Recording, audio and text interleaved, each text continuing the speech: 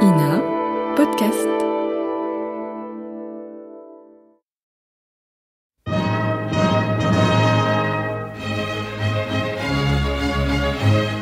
Bon baiser de partout.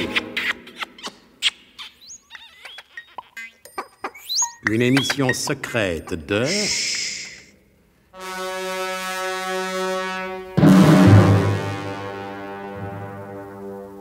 Donc, et sans qu'on se soit décidé davantage à nous fournir une explication logique et rationnelle, Nicolas Lorwadec visite actuellement l'exposition universelle de 1867 et à Paris. Personnellement, je ne comprends pas très bien ce que ces conversations échangées entre personnages historiques peuvent apporter au développement d'opérations Psychose toujours.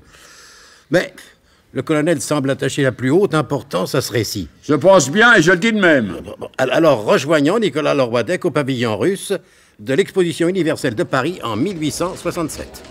Dites-moi, monsieur, moi, c'est pas lui. Non, c'est pas lui, c'est l'autre, cher monsieur et noble étranger. C'est ça, oh, excusez-moi. De rien, de rien. Mon nom est aisément transformable, ce qui d'ailleurs m'est fort utile en cette période de transformation que ce sacré damné de Jean Foutre de Baron Haussmann... Que ce que remarquable, cet extraordinaire novateur et créateur qu'est le génial Baron Haussmann...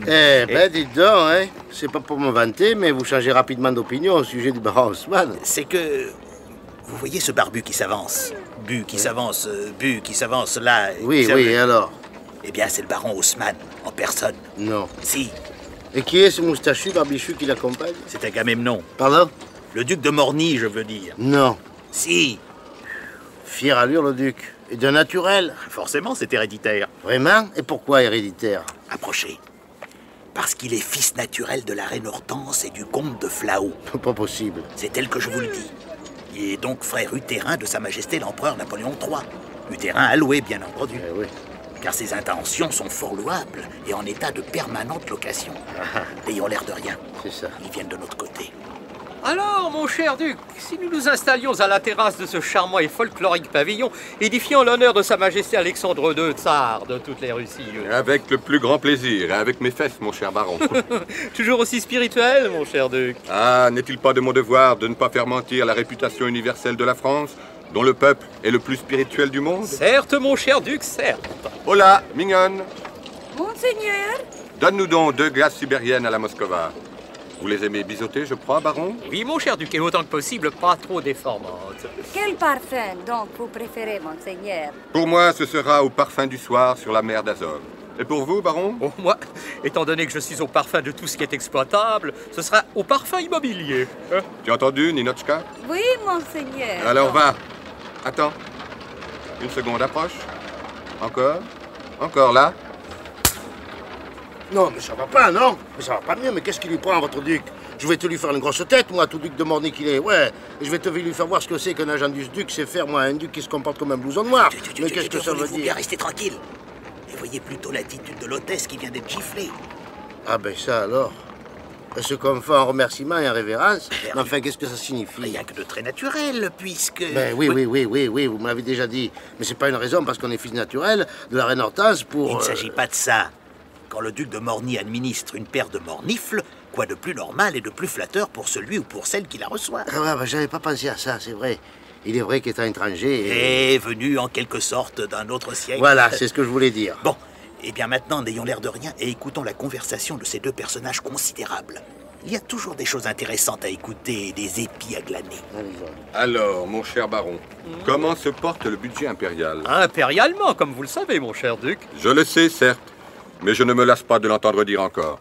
Il dépasse 2 milliards, avec un déficit permanent d'une rare constance et d'une fidélité à toute épreuve. Mais qui est comblé par l'emprunt. Alors, de quoi se plaint-on? Nul ne songe à se plaindre, mon cher duc, à part ceux qui se plaignent. Et de quoi, je me le demande? Le bâtiment ne marche-t-il pas à truelle géante? Et comme le dit le bon vieux dicton populaire... Quand le bâtiment va, tout marche comme ça doit se construire. Les vieux quartiers malsains sont impitoyablement démantelés, coupés désormais de rues droites, spacieuses, macadamisées et pourvues de larges trottoirs. Les bois de Boulogne et de Vincennes sont transformés en parcs. On aménage 800 km d'égouts de toutes couleurs, car des goûts et des couleurs, il ne faut pas discuter. Excellente celle-là. Je la replacerai, Ah oui, merci. sans pour autant m'en attribuer la paternité. Merci. Si. Ce qui est au duc est au duc, ce qui est au baron est à Haussmann. Au fait, comment vont les expropriations? De la façon la plus spéculativement correcte du monde spéculatif, mon cher duc. Bah, comme dit le vieux dicton latin, spéculons, spéculons, spéculum, spéculorum. Amen. Au fait, j'y pense. Loin de moi le moindre soupçon d'idée d'émettre l'ombre même d'une critique à l'égard du génial bâtisseur que vous êtes.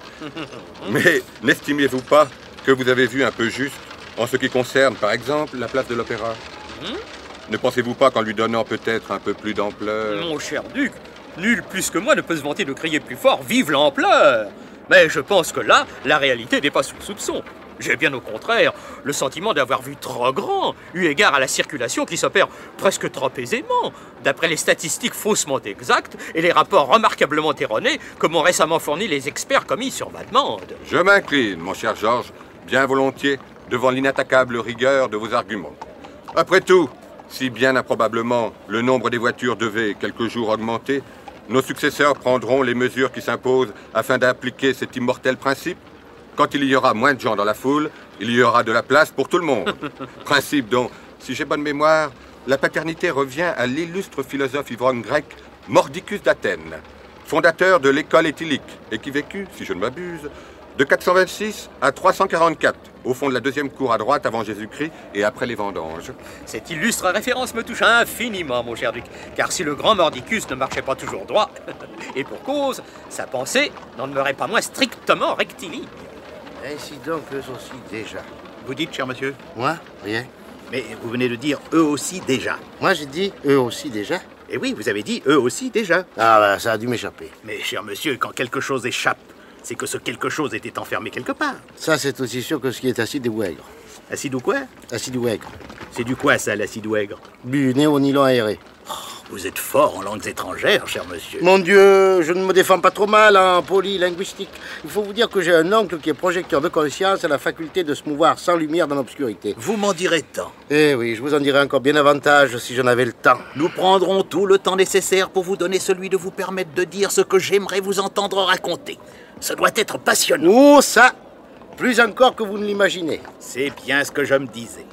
In vivo ipso facto in tempore libus et in tempore opportuno. Eh ben, vous êtes vraiment, cher monsieur, encore plus Cicérone que la femme de Cicéron en personne. Vous savez tourner le compliment, cher monsieur et noble étranger. Je sais même parfois tourner en bourrique. Quelle merveilleuse polyvalence. Le contact avec des étrangers de votre classe est souhaitable, parce que hautement bénéfique, cher et lointain autochtone en voyage d'exposition universelle. Mais je me tais. D'oreiller? Certes, certes. Je crois que le moment est venu d'être tout oreille. Le duc de Morny a l'air de se laisser aller à des confidences d'un ordre, comment dirais-je, quelque peu désordonné, voire croustillant. Écoutons. Oui, écoutons.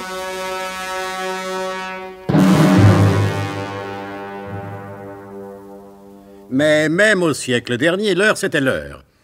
Et que ce soit pour ce monsieur comme pour vous, pour écouter ce récit, il faudra attendre le prochain épisode de notre grand feuilleton d'espionnage et d'urbanisme. Bon baiser de partout, quoi. Ah, merci, mon collègue. Bon baiser de partout. C'était Bon baiser de partout. Une émission secrète de... Pierre Dac et Louis Rognoni. Avec Pierre Bayot, Teddy Billis, Pierre Dac, Marie-Jeanne Gardien, Paul Prébois, Jacques Provin, Alain Roland. Décryptage et mise en code, Jean-Wilfried Garrett.